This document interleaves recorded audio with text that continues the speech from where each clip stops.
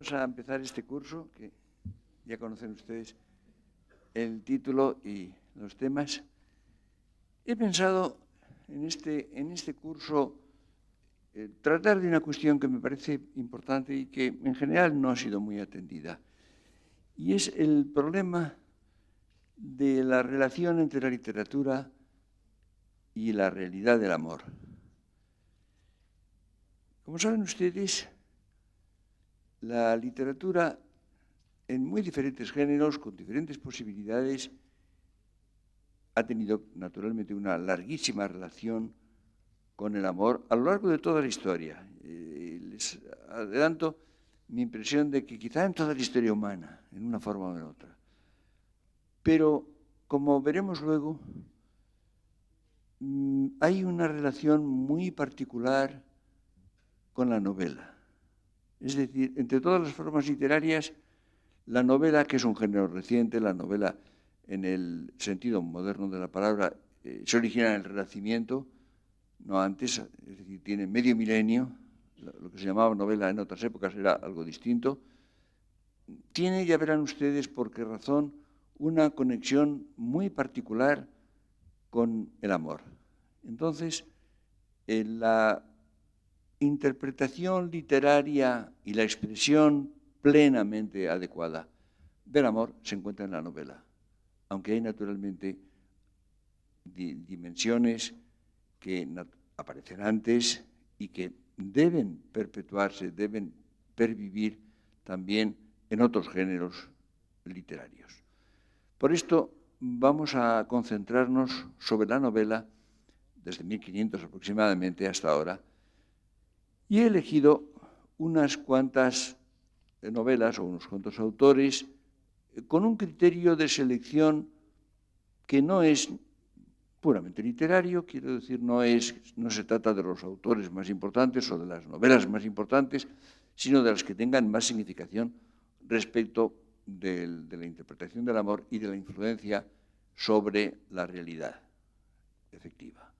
De modo que esta es la razón de que vayamos a tratar de ciertos autores y de ciertas novelas y no de otros, que desde un punto de vista puramente literario tendrían tanto derecho o más a ser estudiados.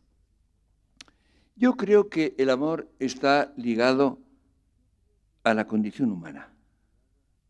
En definitiva, se insiste mucho en el carácter racional del hombre, animal rationale, zoon lo conejo, decían los griegos, pero en definitiva hay una condición profunda, radical, y que tendría una justificación religiosa que no se suele subrayar y que a mí me ha parecido siempre capital.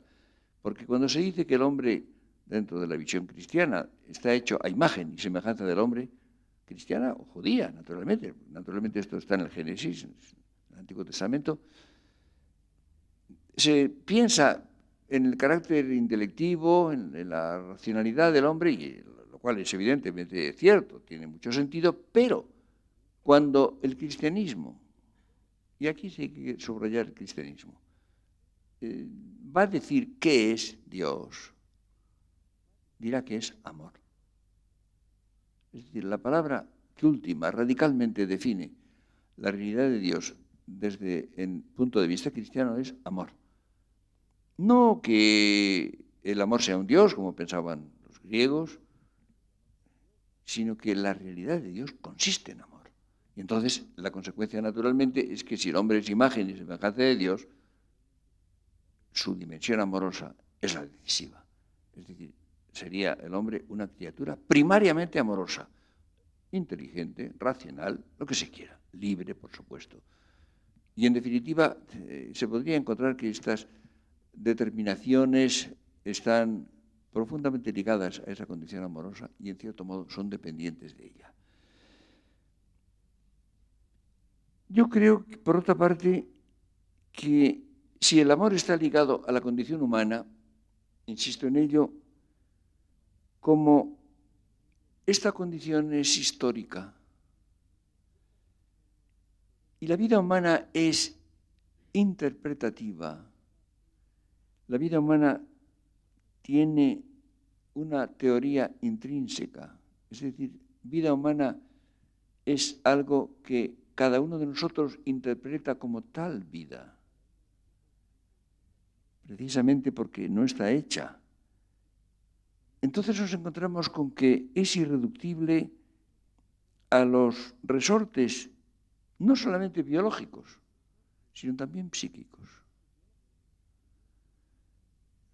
Los resortes biológicos y psíquicos son naturalmente un elemento importante, pero creo que hay algo mucho más profundo, que es esa interpretación que la vida tiene que hacer, en todo caso, de sí misma. En ese sentido, por tanto, pertenece a la vida personal. Y es lo que llamo hace muchos años teoría intrínseca. Es decir, una teoría que pertenece a la realidad misma. No es que haya una teoría sobre la vida humana, una teoría sobre el hombre. Es que la vida humana es teoría y no puede existir de otro modo. Le pertenece a su propia realidad. Esto es lo que me parece que hay que subrayar y nunca será suficiente la energía que se aplique a esta determinación.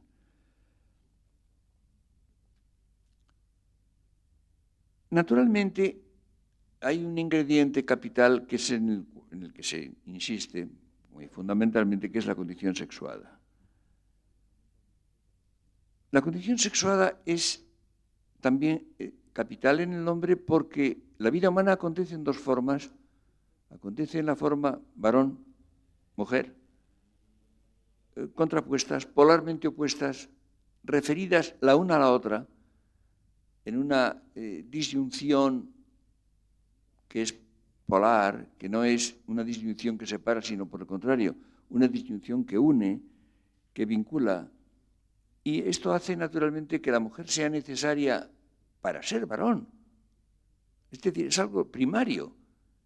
No es ya, fíjense ustedes, no es ya que el hombre necesite a la mujer para innumerables cosas, para las cuales se necesita, o la mujer necesite al hombre para otras tantas. No, es que la necesidad que tiene la mujer del hombre y el hombre de la mujer es para ser hombre y mujer, precisamente. Porque la realidad humana no existe así sin más. No hay hombres. Eso no existe. Cuando se dice los seres humanos, eso no existe. Hay varones y mujeres. Y se es varón respecto de la mujer y se es mujer respecto del varón.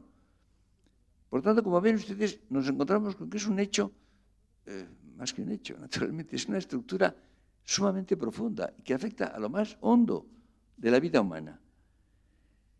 En definitiva, la mayor parte de las interpretaciones del amor que se hacen son, no digo que no sean interesantes y son válidas, pero en el fondo son superficiales.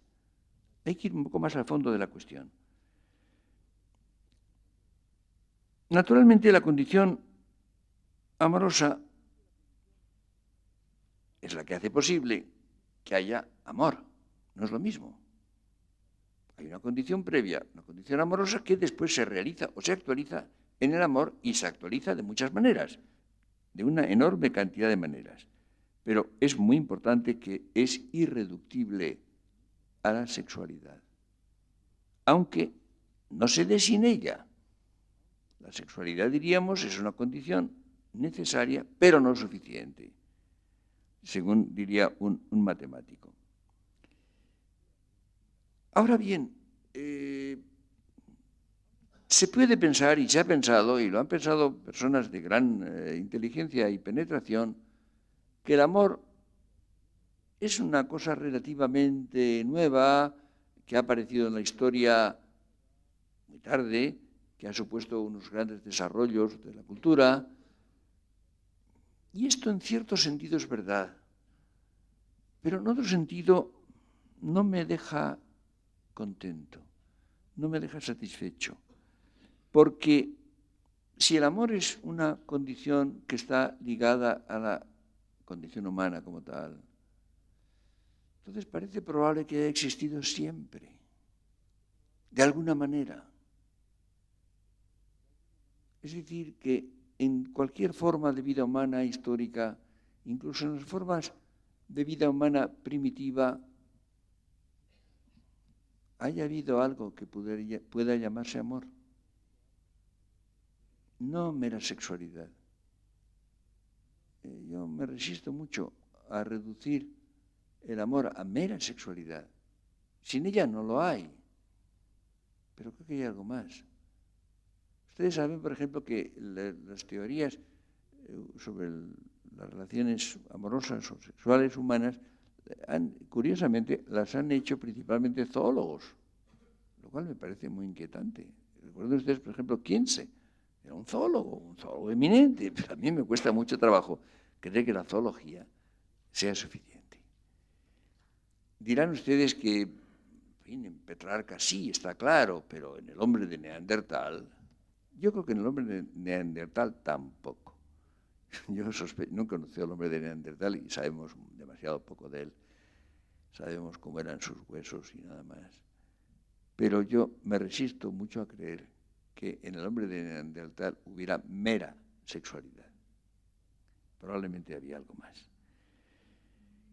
Claro está que esto que podemos quizá llamar amor se realizaría en formas imperfectas, incompletas, incoativas, elementales, a eso por supuesto. Pero yo pienso, y en esto, en definitiva, lo que les voy a decir va contra las ideas más generalmente admitidas, yo creo que la mera sexualidad no es primaria. Es decir, podrá ocurrir en el hombre que haya quizá hechos de mera sexualidad, pero yo creo que no es eso, que no es primario, sino que es más bien una retracción o una amputación de una actitud previamente amorosa. Esto es curioso. Fíjense ustedes que más bien se pensaría lo contrario, que de una mera sexualidad se hubiera llegado precisamente a algo que se pueda llamar amor.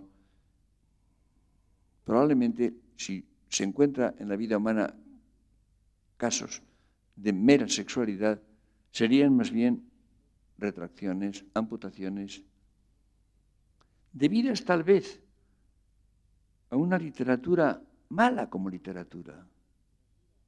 Quiero decir, una literatura negativa, empobrecedora, descalificadora de otra, previa y más refinada.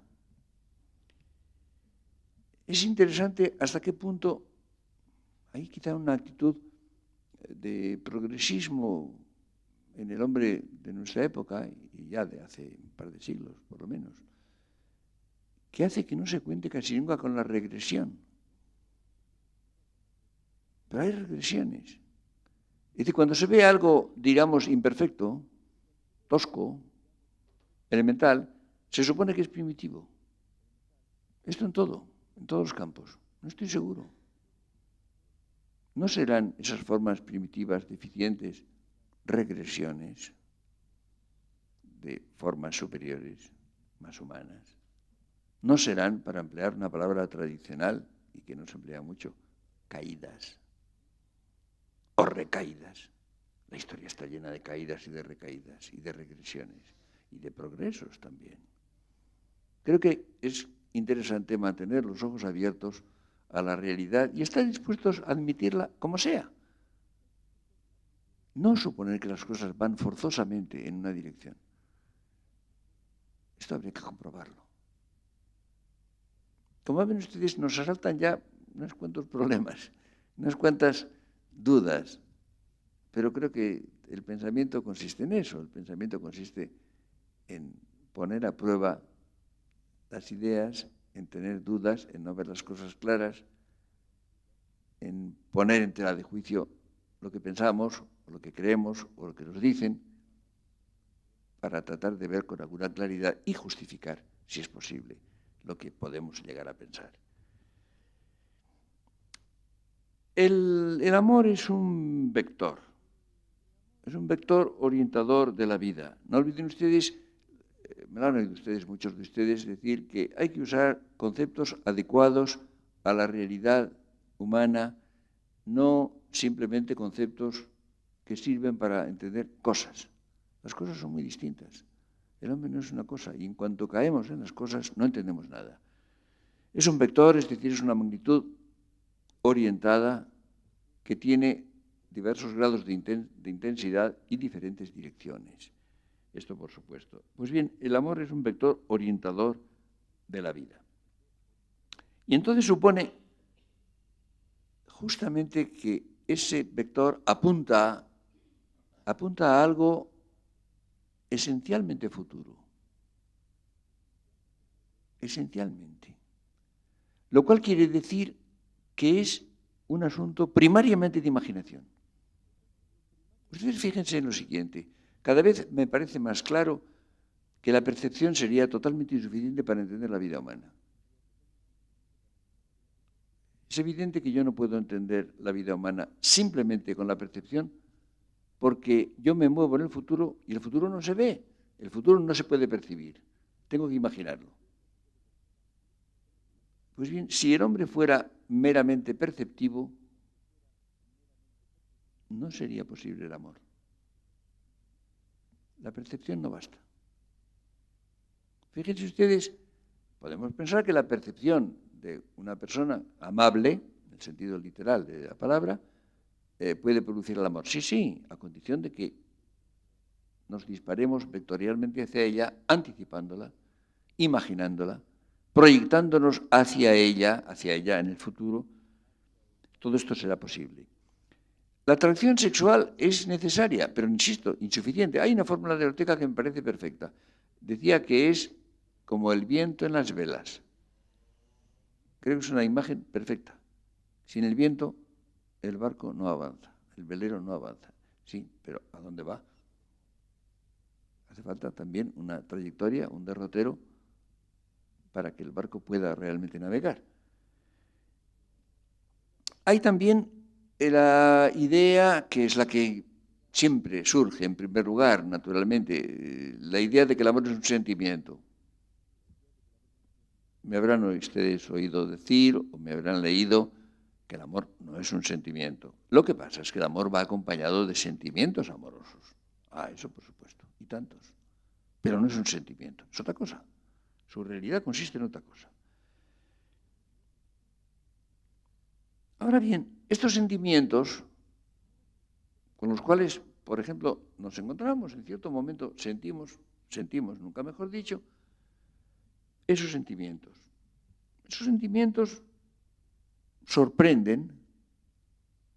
En general, el hombre o la mujer se abren al amor porque se ven asaltados por ciertos sentimientos que se interpretan, inmediatamente se interpretan, y se interpretan en una tradición que se encuentra.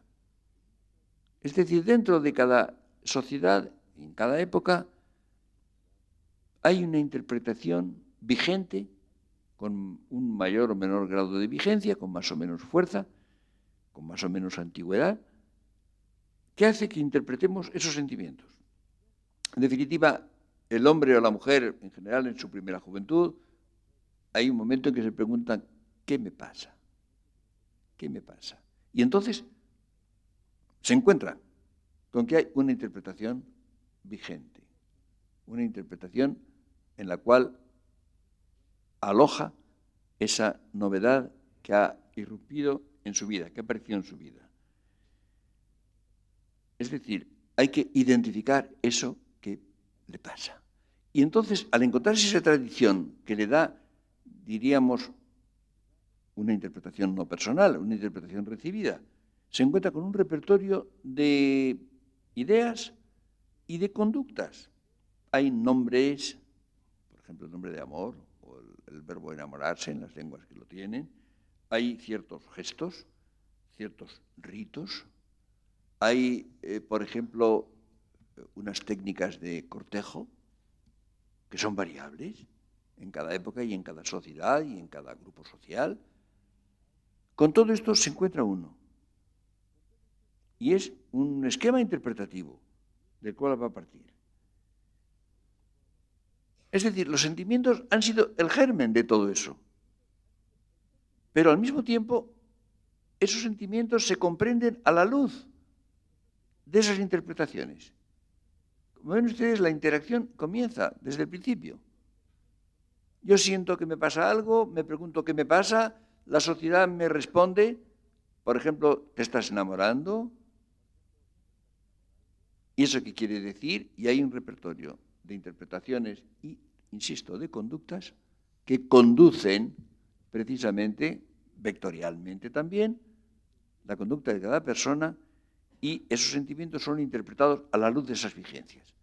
Ven ustedes, ya ha empezado ya desde el primer momento la interacción. Lo cual quiere decir que hay una actitud doble. Por una parte, la recepción de una tradición. Así, pero por otra, hay una creación personal. Porque cada uno se encuentra con que es un caso. Es un caso de eso que le ha interpretado la sociedad. No olviden ustedes que el que se enamora en general siempre piensa que su caso es único. Es decir, hay una convergencia de ese esquema social, recibido, tradicional, que puede ser secular, y la impresión no menos válida, no menos fuerte de que su caso es único. Con lo cual hay un elemento de tradición y de creación. Como ven ustedes, las cosas se empiezan a complicar. Todo esto, el conjunto de todo esto es lo que un griego llamaría musiké. Musiké no quiere decir música en griego. Es música también, no está excluida y tiene importancia. Pero musiké es lo que tiene que ver con las musas. Con todas las musas. Eso es musiké. En definitiva, sería literatura en sentido lato. La literatura en la cual, naturalmente, se incluirá también el canto con su música correspondiente, que es muy importante. Y esa literatura en el sentido de la musique, nace primariamente del amor y a la vez lo condiciona. Como ven ustedes, por eso yo pienso en la antigüedad del amor. A mí no me extrañaría pensar que Adán y Eva se amaban. Creo que se podría pensar. Y más bien se debe pensar. Y es posible que en algún momento esto se haya acabado, pero pues son las regresiones, son las caídas, son las mutilaciones de la realidad. Conviene no acostumbrarse a suponer que lo más antiguo es siempre imperfecto. Hay dos actitudes que se han repartido la humanidad. Una es la edad de oro puesta en el pasado. Otra es el ideal puesto en el futuro y en la descalificación del presente real. Conviene, una vez más, tener los ojos abiertos y no dar por supuesta, no dar por resuelta la cuestión. Depende. Puede que las dos cosas sean verdad y ninguna enteramente. Se podría, creo yo, escribir la historia de la humanidad desde esta perspectiva, es decir, como una historia del amor. La primera impresión al decir esto es que sería de una gran monotonía. Toda la historia, escribirla desde esta perspectiva. Claro, pero esto ocurre siempre que se usa un principio general.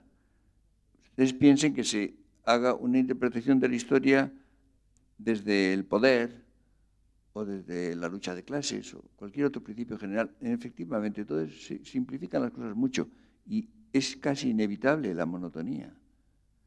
Pero si se toman las cosas en concreto, si se asiste o se intenta asistir a la efectiva historia, entonces aparece una gran variedad, incluso inmensa variedad.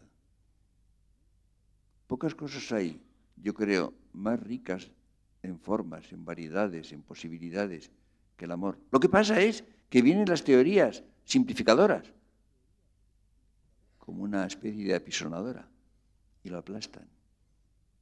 Y entonces lo interpretamos la realidad de acuerdo con esas interpretaciones que vienen de fuera y, en definitiva, efectuamos como una especie de poda de la inmensa frondosidad, de las inmensas posibilidades que tiene esa realidad y que se realizan también, por supuesto, en cierta medida.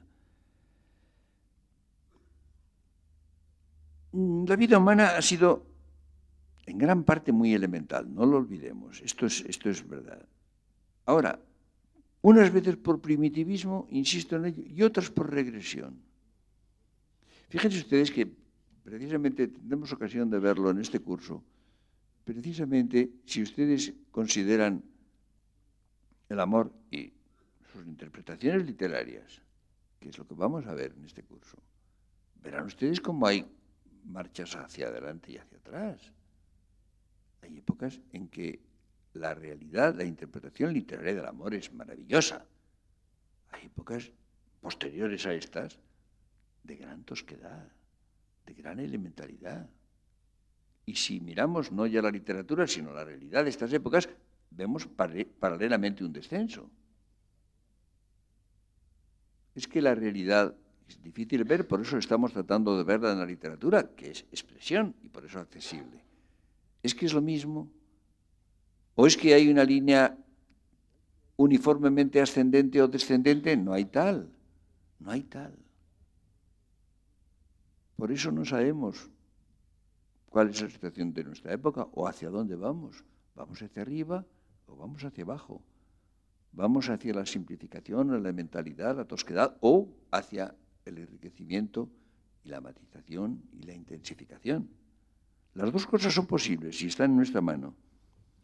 La mirada histórica se ha fijado mucho más en otros aspectos. Es curioso. Se ha tendido a una especie de reduccionismo sexual. Evidentemente se ha pensado con gran predominio en que, en definitiva, el amor a última hora se reduce a sexualidad. Especialmente, con alguna interrupción, pero especialmente desde el siglo XVIII, con una alteración importante en la época romántica en que lo propiamente amoroso recobró sus derechos no mucho tiempo. Se podría seguir con bastante precisión lo que ha ocurrido. Pero además hay un factor que me parece completamente decisivo, y es que la vida amorosa es esencialmente no ya vida privada, sino vida secreta. Esto es fundamental. Es secreta, es arcana, es difícil de descubrir y conocer. Cuando se la busca, cuando se la ilumina, cuando se la trata de reconocer, se la altera, se la perturba. Se conocen más bien ciertas manifestaciones exteriores que ocultan la realidad más profunda y verdadera. Esto es esencial. Por esto no se sabe casi nada de la vida amorosa. Ustedes piensen, por ejemplo, de las personas conocidas, nuestros contemporáneos, nuestros amigos. ¿Qué sabemos? Si somos sinceros, reconoceremos que muy poco, casi nada. Y aún de nosotros mismos, ¿sabemos demasiado? Quizá podamos averiguarlo. La mayor parte de las personas no saben mucho de su propia vida amorosa, quizá porque no se han preguntado a fondo sobre ella y con instrumentos adecuados. No digamos, por tanto, del prójimo, no digamos del prójimo remoto o lejano del pasado. Ahora, como saben ustedes, se escriben libros constantemente que cuentan con pelos y señales la vida amorosa de personas muertas hace 5 siglos o 20. Evidentemente, si no sabemos nada de nuestros amigos más próximos, de las personas de nuestra familia, ¿qué sabremos de estas personas que murieron hace 1 milenio o 2? Como ven ustedes, esto es bastante difícil de averiguar. Y claro, eso es lo que nos hace refugiarnos en la literatura, que está ahí, que está escrita, que es interpretativa y que es expresa. Por eso ustedes habrán visto que en el título de este curso se emplean dos palabras, interpretación y expresión del amor. La literatura lo expresa. Hay otras artes que lo interpretan también, pero no lo expresan, por lo menos de una manera conceptual, comunicable. Por eso la literatura es un instrumento de investigación absolutamente decisivo. Ahora, la literatura referente al amor, o que de algún modo lo exprese, es conocida en ínfima parte. No tenemos presente más que unas cuantas muestras. Piensen ustedes, además, que la mayor parte de la literatura no se ha ocupado directamente del amor, o de una manera sumamente indirecta y de soslayo. Muchas veces habría que leer entre líneas. En algunas épocas realmente casi brilla por su ausencia. Ha habido una predilección y una estimación social de ciertos géneros literarios que más o menos lo eludían, o se han interpretado las cosas con pautas muy convencionales. Ustedes piensen, por ejemplo, en el teatro francés del siglo XVII y comienzos del XVIII. Dirán ustedes, pero allí hay amor, naturalmente. Sí, pero claro, está interpretado con los griegos y los romanos detrás. Bueno, es evidente que esto, hay una especie como de pauta de la interpretación ajena que nos deja bastante descontentos. Otras veces ha habido lo contrario, otras veces ha habido una aproximación, diríamos, a la confesión. Por ejemplo, esto ocurrirá en la época romántica. Esas interpretaciones han sido muy personales, pero en definitiva con una tendencia a inventar un personaje, a fantasear. Es decir, la confesión que hace el escritor romántico muchas veces es simplemente para forjarse un personaje que sea atractivo. Es que su contenido amoroso es efectivamente ese. A veces hay formas de lirismo en la época romántica, por ejemplo, que parecen muy levantadas. Resulta que a veces el mismo autor escribía cosas de una feroz grosería, puramente pornográficas.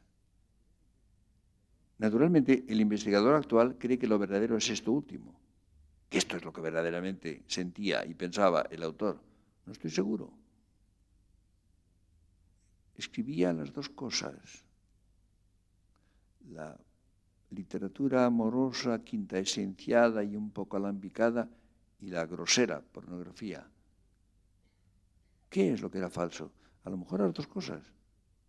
Y a lo mejor su realidad efectiva estaba en medio, o estaba a un lado, en otro lado.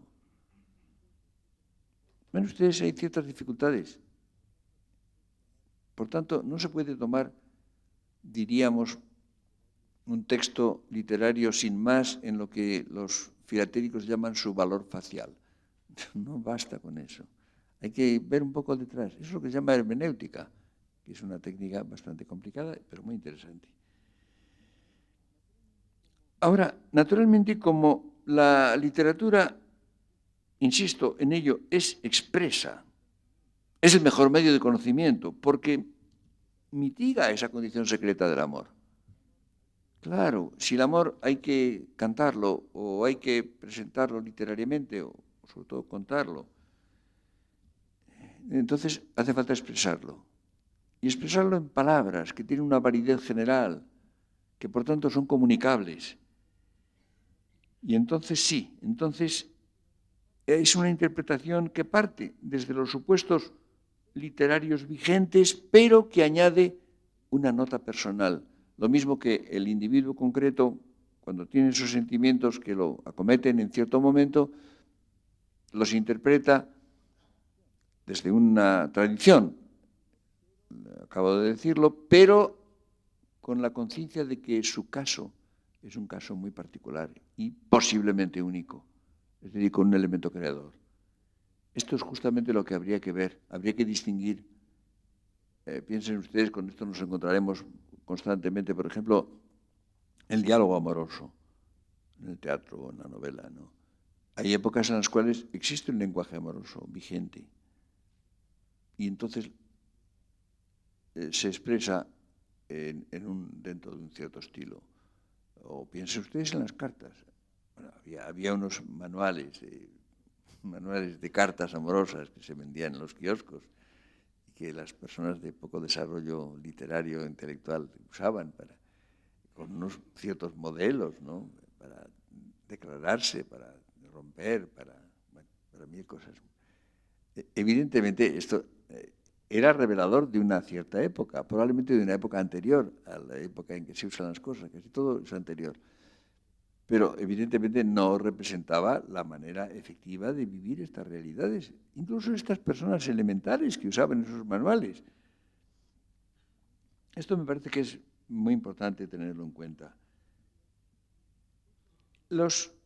Estos supuestos literarios imponen, ante todo, una valoración.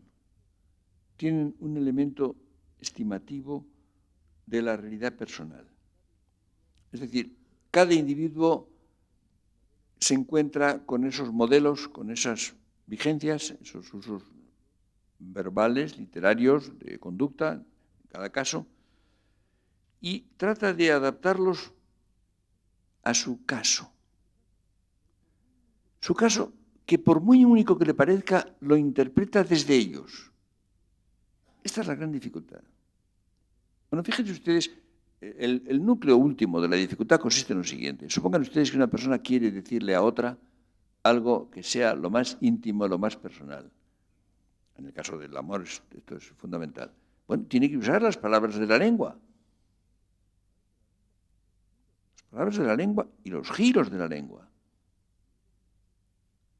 Entonces, evidentemente, tiene que usar algo no personal, no digo impersonal, pero sí transpersonal, algo que pertenece, diríamos, al mundo social en que vive, porque si no, la persona amada no va a entenderlo, por lo pronto.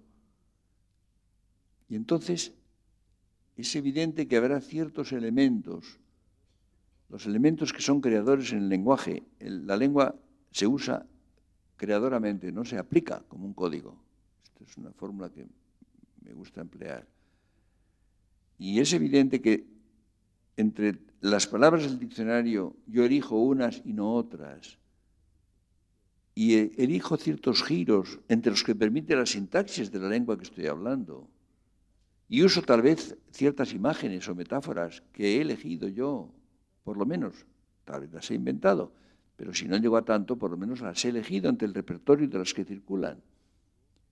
Y eso lo digo con una cierta entonación, con una cierta voz, o si lo escribo con un estilo. Todo eso es el elemento personal sobre algo que es, en definitiva, tópico, mostrenco, social. Y ambos elementos son inseparables, son absolutamente inseparables. Y claro, tenemos que distinguirlo. A mí me sorprende, por ejemplo, a veces en algunas novelas de Galdós, que era hombre que sabía de amor y que tenía una aguda percepción de lo que es el amor. Cuando lo cuenta muy bien. Pero cuando pone cartas, son horrorosas, casi siempre. Porque ahí le viene precisamente la presión de sus usos sociales. Yo recuerdo, por ejemplo, una novela que me gusta bastante, que es Tristana. Hay unas cartas horribles. Tengo siempre tentación de saltarlas. A veces hay grandes escritores que escriben cartas espantosas, cartas amorosas, que luego los editores o los hijos o los herederos los editan y publican. Lo cual es tristísimo casi siempre.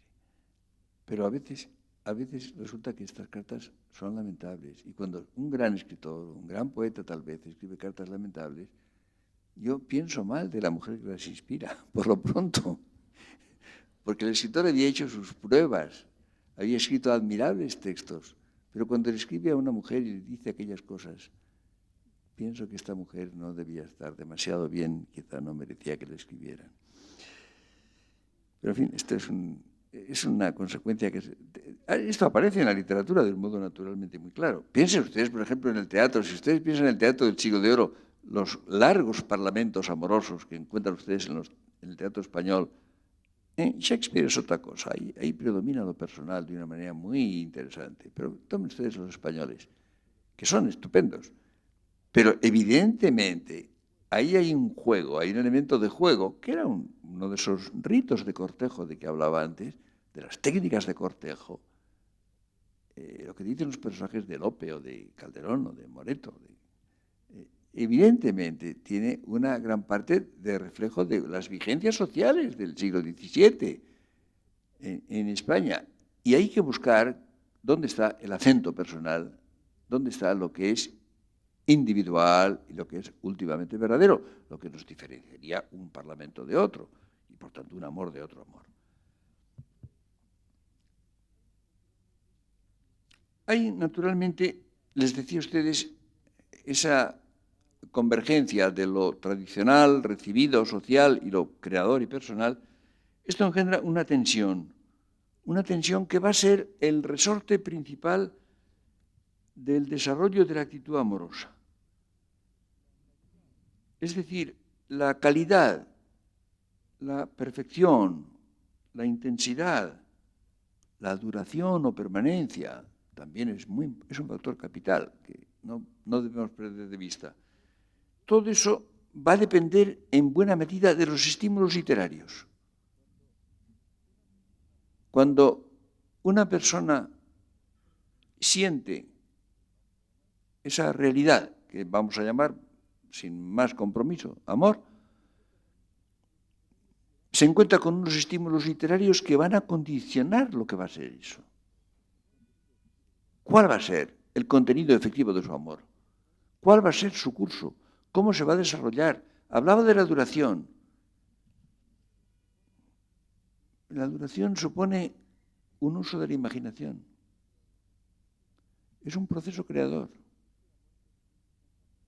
Es que el amor puede ser instantáneo. Puede haber el flechazo.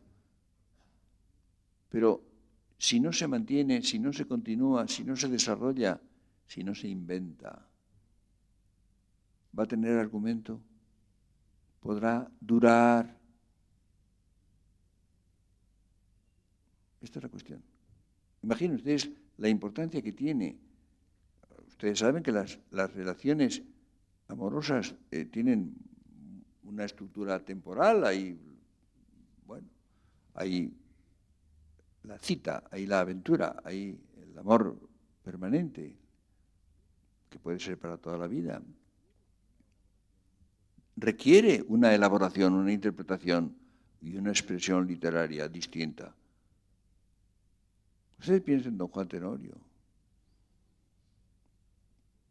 a quien, como recuerden ustedes la pregunta, ¿cuántos días empleáis en cada mujer que amáis? Contad los días del año entre los que ahí encontráis. Bueno, le sobraban, con 6 días les sobraban, ¿no? Incluida una hora para olvidarlas. Es un tipo de relación. Es posible que don Juan, que lo que intenta es seducir, pudiera actuar con unos medios expresivos eficaces, sin duda ninguna, pero muy limitados. Ustedes piensen en lo que cualquier don Juan, de cualquiera de las grandes creaciones literarias, piensen en el más familiar, de Zorrilla, que además me parece el mejor. Ustedes recuerden las cosas que le dice en la escena del sofá a doña Inés. Le dice unas cosas que la fascinan, naturalmente, y la enamoran. Pero, ¿qué hubiera pasado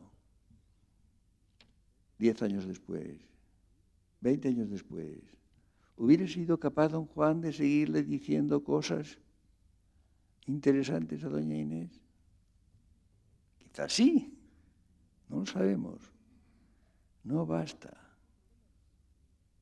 Pero son problemas que vamos a tener que reflexionar sobre ellos a lo largo de nuestra experiencia sobre las novelas y sobre otras cosas antes. Piensen ustedes que las demás artes y otras actividades que no son artísticas también dependen del amor. Ustedes piensen, por ejemplo, la música, la pintura, en cierto modo incluso la arquitectura, tienen una conexión muy estrecha. Las relaciones de poder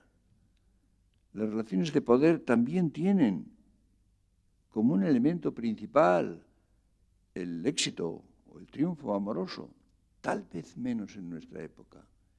Y esto también definiría en gran parte lo que se entiende por poder en nuestra época. Esto tal vez habría una clave de la política de las diferentes épocas.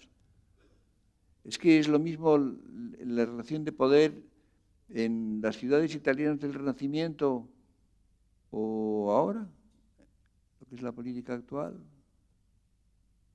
Probablemente no. Son factores que son, como ven ustedes, muy complejos.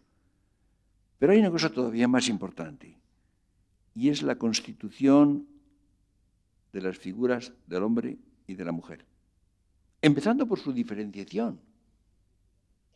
Ustedes piensen, por ejemplo, que el amor es lo que introduce un elemento diferencial capital. Es decir, una relación amorosa entre un hombre y una mujer es, por lo pronto, una relación entre dos formas irreductibles de la vida humana, profundamente distintas, que justamente por eso interesan, por eso entusiasman, por eso enamoran.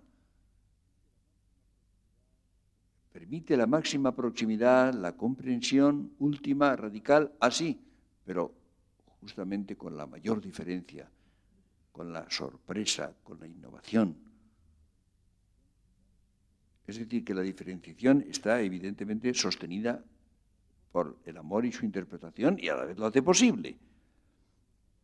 Siguiendo, claro está, por los valores, por las cualidades que se estiman, por los tipos de relación que se buscan, que se prefieren, que parecen satisfactorios.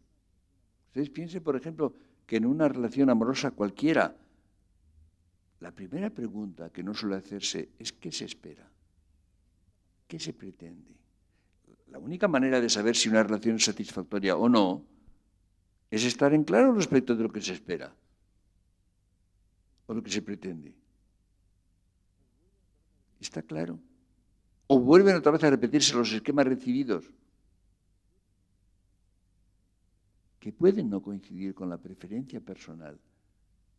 Esto es lo que hace, por ejemplo, que haya tantos amores falsos o tantos éxitos que en el fondo son fracasos.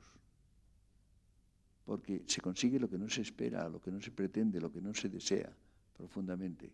Puede haber el caso inverso, menos probable. Es decir, de que se reciba lo que no se espera o lo que asalta como una sorpresa y produce una satisfacción que ni siquiera se esperaba. Esto puede ocurrir y en la literatura hay ejemplos de ello también, claro, como en la vida real, como en la vida personal. Pero lo interesante es que lo literario, en el sentido amplio en que estoy usando esta palabra, la música, esto que decía antes, se ha realizado con grados de perfección muy variables, enormemente variables, y sobre todo en muy diversos géneros, en muy, muy diversos géneros. Fíjense ustedes que estamos hablando, vamos a hablar sobre todo de la novela, pero la novela en este sentido existe desde hace medio milenio nada más. Entonces, las interpretaciones literarias del amor se han realizado en otras formas, con otros géneros distintos, que son diferentes etapas de la historia y al mismo tiempo diferentes aspectos o dimensiones del amor mismo, que tampoco es el mismo, comprenden ustedes, no es que sea justamente cada una de esas interpretaciones ha descubierto y al mismo tiempo ha estimulado diversas formas de realidad amorosa.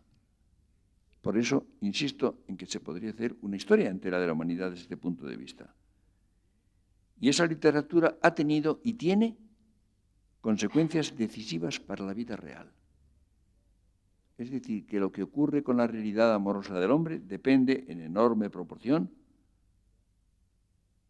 de la literatura, de sus hallazgos, de sus decadencias, casi nunca, muy raramente advertidas y tenidas en cuenta.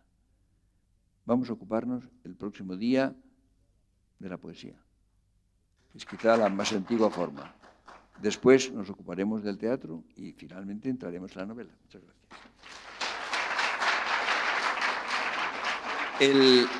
El martes próximo, el martes 15, no hay conferencia, como ustedes lo han visto en el programa. La próxima será el día 22.